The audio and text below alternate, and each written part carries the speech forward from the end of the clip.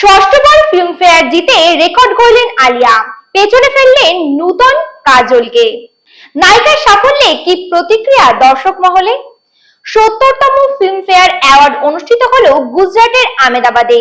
এবারের আসরে সেরা ছবি হিসেবে বাজিমাত করেছে কিরণ রাওয়ের লাপাতা লেডিস। মোট ১৩টি পুরস্কার জিতেছে ছবিটি, তবে আলোচনার কেন্দ্রে ছিলেন আলিয়া ভাট। জিগরা ছবির জন্য সেরা অভিনেত্রীর ফিল্মফেয়ার জিতেছেন আলিয়া। এটি তার কেরিয়ারের ষষ্ঠ সেরা অভিনেত্রীর পুরস্কার। এর ফলে তিনি ছাড়িয়ে গেলেন কিংবদন্তি অভিনেত্রী নূতন ও কাজলকে, যারা দুজনেই ৫বার করে এই সম্মান পেয়েছিলেন। আলিয়ার আগের পুরস্কারগুলি ছিল উড়তা পাঞ্জাব, রাজি, গল্লি বয়, গঙ্গুবাই কাথিওয়ালি ও রকি और রানী কি প্রেম কাহিনী ছবির জন্য।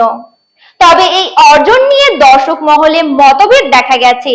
অনেকে বলছেন পুরস্কার বেশি পেলেও আলিয়াকে নূতন বা কাজলের সঙ্গে এক কাতারে ফেলা ঠিক নয়।